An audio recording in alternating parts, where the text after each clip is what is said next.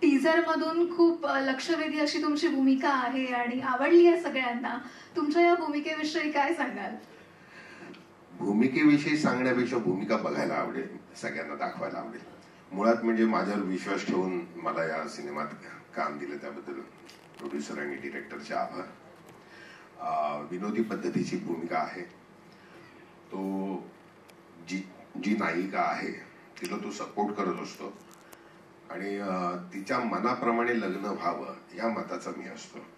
तर त्यासाठी त्याला काय भानगडी कराव्या लागतात किंवा ते करत असताना त्याच्यावर किती प्रसंग ओढवतात आणि त्याच्यात तो कसा सफर होतो आणि ते नको ते प्रसंग त्याच्यावर ओढवतात आणि त्याच्यातून तो सफर होत असतो आणि ते सफर होत असताना काय त्याच्या जीवाची घालमेल होते ते दाखवण्याचा त्यात प्रयत्न झाला आणि त्यातून विनोद निर्मिती झाली आहे आणि ती अत्यंत अशी निरोगी विनोद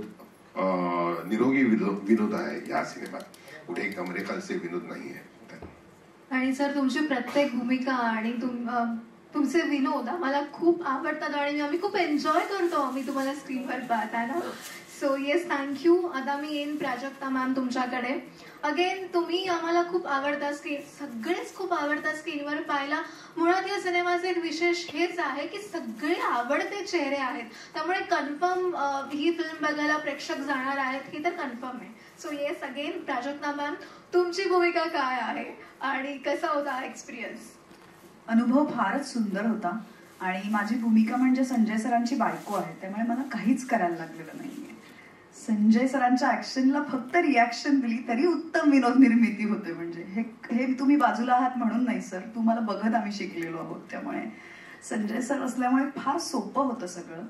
आमचे लेखक, आमचे पटकथा लेखक आणि संवाद लेखक संजय नवगिरे यांनी उत्तम लिहिलेलं आहे. त्यामुळे जेव्हा काहीतरी छान लिहिलेलं येतं ना, त्यामुळे आपल्याला फार प्रयत्न करावे लागत नाहीत, कारण मुळात खूप छान असतं. तर त्यांनी उत्तम लिहिलेलं आहे. स्वरूपने सगळ्यांकडून छान कामं करून घेतलेली आहेत. सहकलाकार देखणे तर आहेत पण छान काम करणारेही होते. त्यामुळे हा अनुभव फार सहज सुंदर होता. भूमिका छान आहे. नवऱ्यावर प्रेम करणारी एक भोळी बायको आहे जी मी अजिबात नाही एरवीच्या आयुष्यात.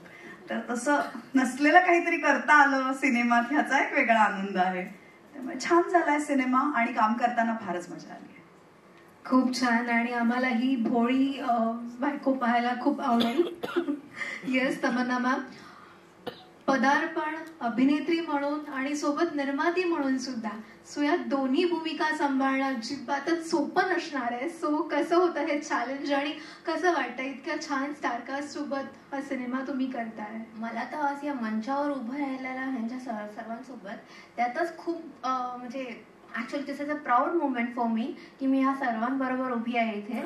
आणि मला हे फिल्म म्हणजे ॲज अ ॲक्टर करताना मी खूप एन्जॉय केलं आणि एन्जॉय असं केलं की ह्या दोघांची जी कॉमेडी होती ना ती इतकी छान होती की तेच एक एन्जॉयमेंट होतं. कारण 70 डेजमध्ये आम्हाला फक्त शूट फटाफट संपवायचं होतं. पण ज्या वेळेला ह्यांची कॉमेडी चालायची ना त्यावेळेला ते एक थोडंसं रिलॅक्सेशन होतं माइंडला. नक्कीच. आणि जसं मी मगाशी म्हटलं की नायिका कन्फ्यूज आहे, तिला मुलगा कसा हवाय. कसा बरं मुलगा हवाय तुम्हाला? मला डॉक्टर नवरा हवाय ना. पण तो डॉक्टर सायकेट्रिस्ट आहे. कारण आमच्याकडे सायकेट्रिस्ट डॉक्टर मी ह्याच्यासाठी निवडला कारण माझ्या घरात आहे ना सगळी भेड आहे. एक कुठच्या तरी म्हणजे एक आहेत त्यांना असं आहे की थोडंसं शिस्ती कडक असे, हे वेगळे कॅरेक्टर. तर मी म्हटलं एक कोणतरी समंजस पाहिजे ना घरात, म्हणून मी विचार केला सायकेट्रिस्ट निवडूया. ओके, तो हे आता आम्हाला पाहायला आमची उत्सुकता अजून वाढली आहे की ते कसं असणार आहे. येस, मी सौरभ सर तुमच्याकडे येईन आता. खूप छान दिसताय सिनेमामध्ये सुद्धा आणि छान भूमिका आहे तुमची. सो काय सांगाल या भूमिकेविषयी? सर्वात आधी थँक्यू सो मच. कारण म्हणजे तुम्हाला सगळ्यांनाही धन्यवाद, कारण इथे तुम्ही वेळात वेळ काढून आलात. आणि thank you to our producers and प्रेझेंटर्स.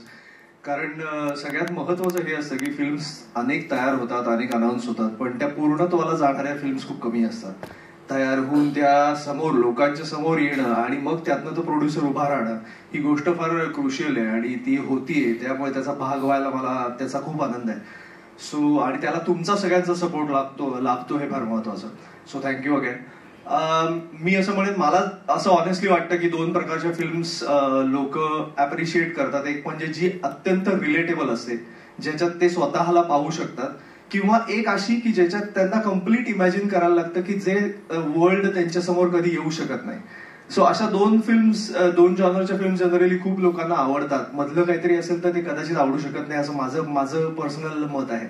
पण ही कम्प्लिटली रिलेटेबल फिल्म आहे की ज्याच्यातले प्रत्येक कॅरेक्टरशी समोर बसलेला प्रेक्षक स्वतःला रिलेट करू शकतो.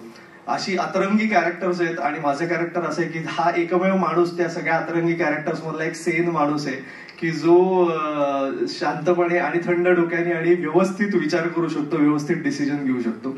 पण त्याचीही त्या सगळ्या जुळवाजुळव करताना कशी धावपळ होते असं ते कॅरेक्टर आहे डॉक्टर ऋषीचं. आणि जरी कॉमेडी फिल्म असली तरी त्याला एक छान सोशल मेसेज आहे.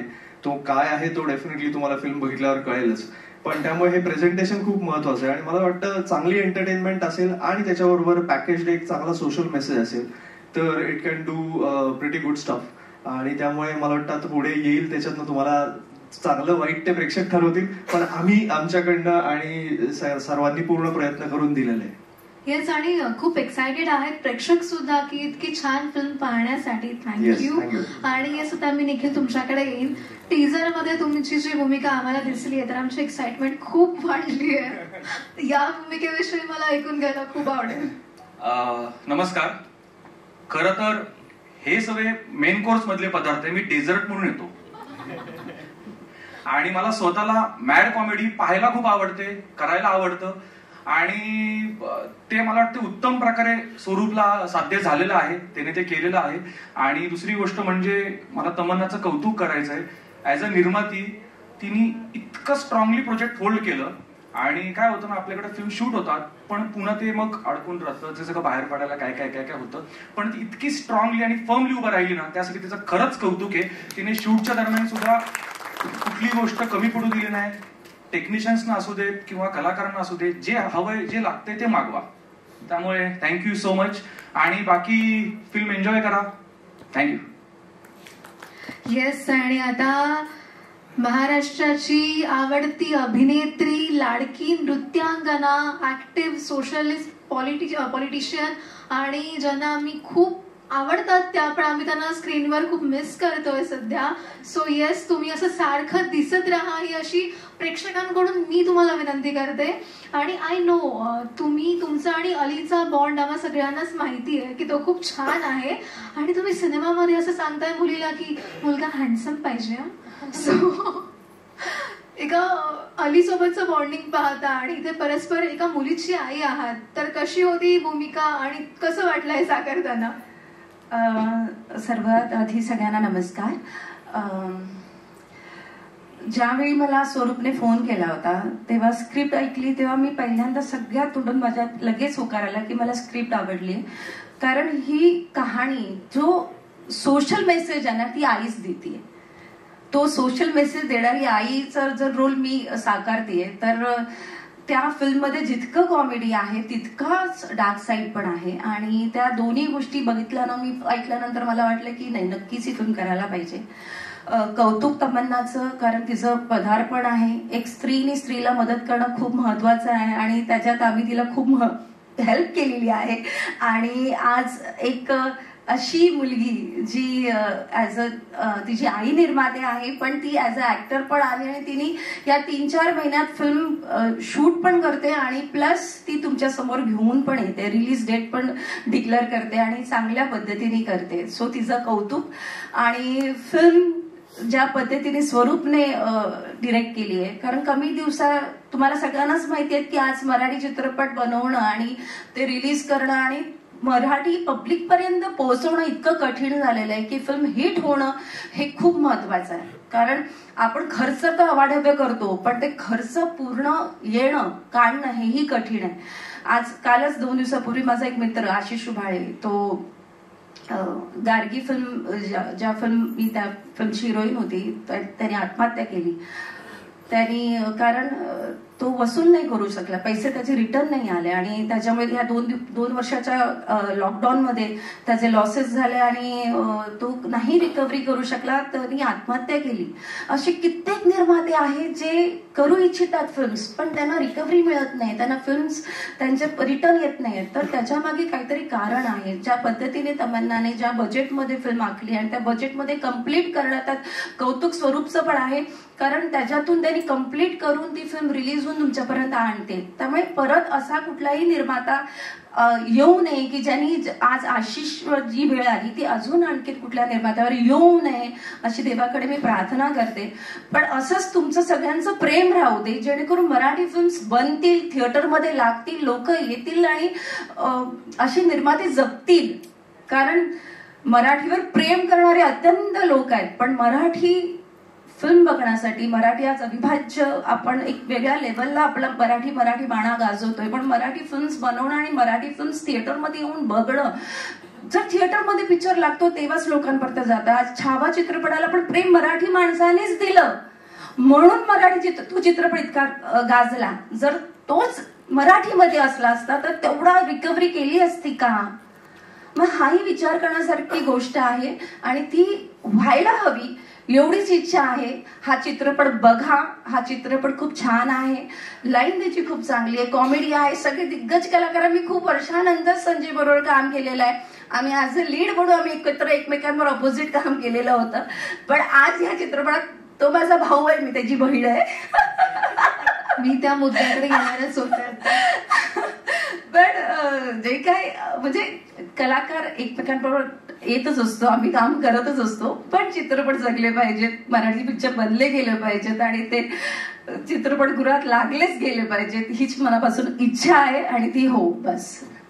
खरंच आहे. आणि सर्व मराठी सिनेमाला सपोर्ट करणाऱ्या सर्व निर्मात्यांसाठी एकदा खरंच कौतुकाच्या टाळ्या झाल्या पाहिजेत, कारण एक मोठं चॅलेंज ते स्वीकारत असतात.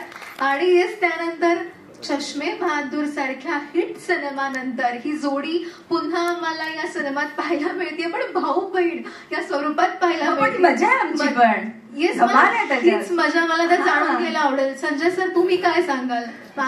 मॅम पण सांगते.